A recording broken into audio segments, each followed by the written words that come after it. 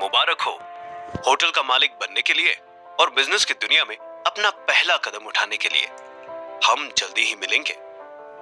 ये मैसेज देख होटल के हॉल में मैनेजर के साथ खड़ा शिखर मानो अपने आप से ही बड़बड़ाने लगा। इसे ये बात कैसे पता चली? जब डील बंद दरवाजे के पीछे हुई तो उसे लीक किसने किया होगा? शिखर को इस हाल में देख मैनेजर बोला, क्या बात है शिखर सर, आप अचानक से?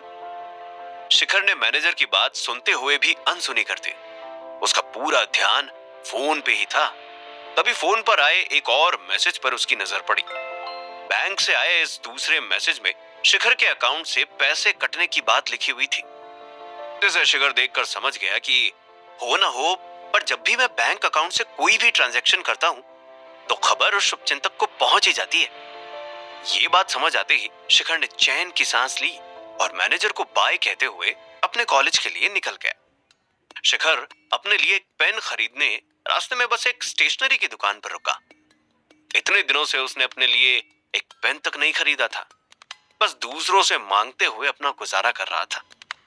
शिखर क्लास में जैसे ही घुसा, बाकी स्टूडेंट्स आपस में फुसफुसाते हुए हंसने लगे। शिखर सबको नजरअंदाज करते हुए अपनी कुर्सी की ओर जा ही रहा था कि अंकुश उसे सामने से रोक देता है और बोलता है, सॉरी ब्रो, कल सेल्फीज लेते लेते हम कब वहां से कहीं दूर निकल गए पता ही नहीं चला। वैसे तुम वहां से कैसे निकले? पैसे तो होंगे नहीं तुम्हारे पास, पर रात भर वहां बर्तन मांजे या फिर बिना पैसे दिए ही भाग आए? अंकुश की इस बात को सुन आस पास सभी ने फुसफुसाना छोड़कर खुलकर शिखर पर हंसना शुरू कर दिया। शिखर ने सब नोटिस करते हुए अंकुश को बड़े ही प्यार से जवाब दिया, वो एक्चुअली मैंने होटल ही खरीद लिया, फिर किसी ने मुझसे खाने के पैसे मांगे ही नहीं। और फिर बड़े ही स्वैग के साथ अपनी जगह पर बैठ गया। अंकुश ने जोर से हंसते हुए पूछा, तू और होटल खरीदेगा? जिसके उस होटल के बॉस से बात करने तक की हैसियत नहीं है, वो होटल खरीदने की बात कर रहा है। यार इतनी बड़ी बड़ी तो मैं भी नहीं फेंकता। वैसे जिस दिन तूने उस होटल को खरीद कर दिखा दिया ना, उस दिन मैं अपनी पैंट उतार कर तुझे सल्यूट करूंगा कि जहां पना तुझसे ग्रेट हो, तोहफा कबूल करो। शिखर ने बस एक हल्की सी मुस्कान दी और अपनी सीट पर बैठ गया। तभी अनन्या भागते हुए क्लासरूम में घुसी और सीधा जाके शिखर के गले लगते हुए उसे बार बार थैंक यू कहने लगी। ये देख पूरी क्लास में मानो सनसनी सी फैल गई। शिखर का दिल भी जोरों से धड़कने लगा अनन्या को अपने इतने करीब पाकर। इस वक्त शिखर और बाकी सभी के दिमाग में एक ही बात चल रही थी, ऐसा क्या कर दिया शिखर ने कि अनन्या उसे थैंक यू बोल रही है? अंकुश जो इतने दिनों से अनन्या के करीब आने की कोशिश कर रहा था, जेलसी के मारे लाल पीला होने लगा। शिखर अनन्या एक दूसरे से अलग होते हैं और अंकुश ने अनन्या से पूछा, आखिर इसने ऐसा भी क्या कर दिया? अनन्या शिखर की आंखों में आंखें डालते हुए बोली, मेरे पापा बैंकरप्ट होने की कगार पे ही थे, फिर शिखर ने उन्हें बचा लिया। तुमने होटल खरीदकर मानो एक पल में हमारी सारी मुसीबतें दूर कर दी। शिखर भी ये सुनकर चौंक गया था कि कल जिस होटल को उसने खरीदा वो अनन्या के ही पिता का था। अंकुश और बाकी सब भी ये सुन चौंक पड़े। शिखर को भी समझ नहीं आ रहा था कि क्या जवाब दे। वो बस अपनी नजरें फेरते हुए बोला, मैंने तुम्हारे पापा के लिए नहीं किया, इसके पीछे मेरा अपना भी सेल्फिश रीजन था। मौका देख अंकुश अपनी कुर्सी पर वापस बैठ ही रहा था कि तभी शिखर उसे पीछे से आवाज लगाते हुए बोला, थोड़ी देर पहले तुम सबके सामने कुछ बोल रहे थे, अगर मैंने सच में होटल खरीद लिया तो तुम क्या करोगे? अंकुश बात को टालते हुए कहने लगा, अरे वो तो मैं बस मजाक कर रहा था, न जाने मेरी बातें सच क्यों मान लेते हो तुम। जो स्टूडेंट्स थोड़ी देर पहले शिखर का मजाक उड़ा रहे थे, अब अचानक उनकी आंखों में उसके लिए रिस्पेक्ट जाग गई थी। कॉलेज के बाद शिखर टैक्सी में होटल पहुंचा और सीधा फिलिप से मिलने गया। फिलिप ने भी शिखर को इस वक्त यहां देखकर पूछा, यहां अचानक कोई जरूरी काम था क्या? शिखर फिलिप के हाथ में फोन देते हुए बोला, मुझे एक छोटी सी मदद चाहिए थी आपसे। मुझे बस ये पता लगाना है कि आखिर यह अननोन नंबर किसका है। इस नंबर से कोई मुझे बार बार टेक्स्ट मैसेज भेज परेशान कर रहा है। फिलिप नंबर लेते हुए बोला, शिखर सर, आप बिल्कुल भी चिंता मत करो। ऐसे फ्रॉड केसेस मैंने बहुत देखे हैं, मेरे साथ भी होते रहते हैं।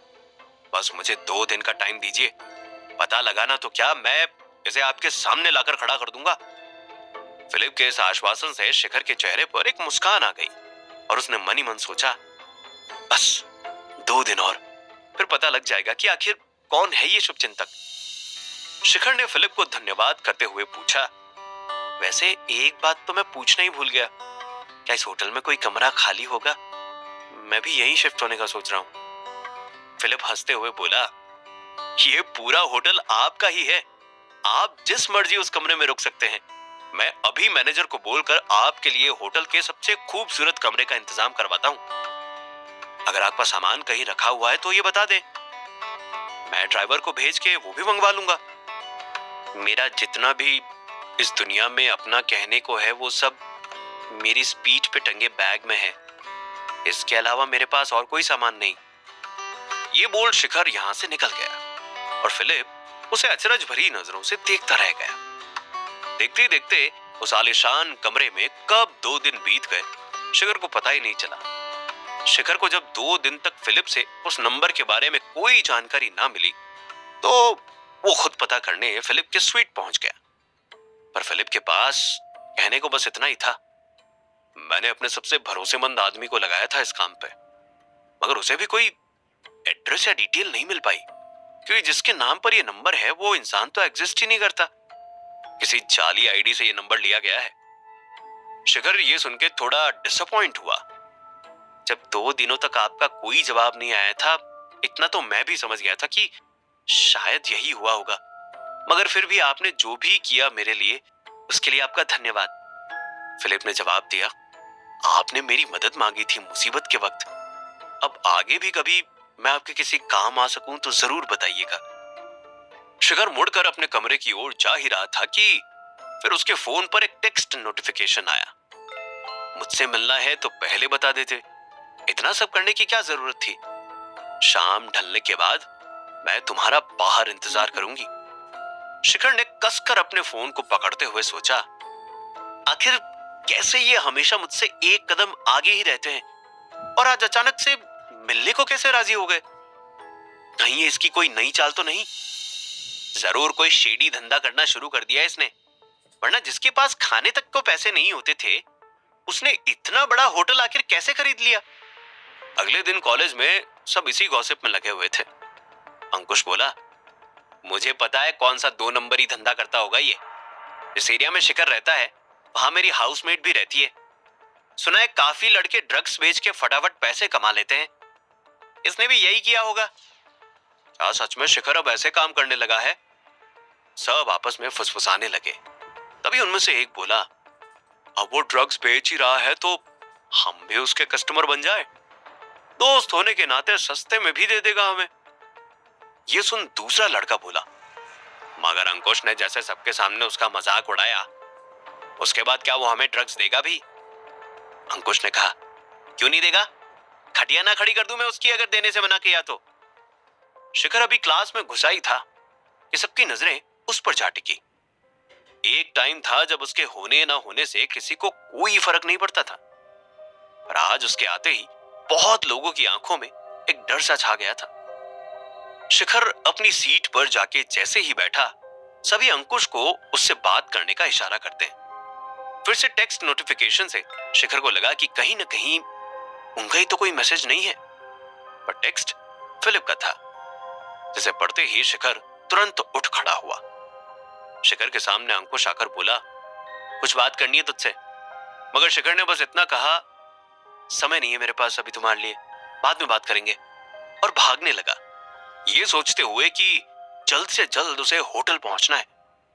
शिखर जैसे ही होटल पहुंचता है, फिलिप ने उससे पूछा, शिखर सर, मैंने कहा था जरूरी बात है, फिर आपको आने में इतनी देर क्यों हो गई?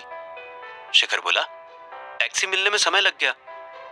फिलिप चौंकते हुए बोला, शिखर सर, आप करोड़पति होते हुए भी टैक्सी से क्यों आ रहे थे?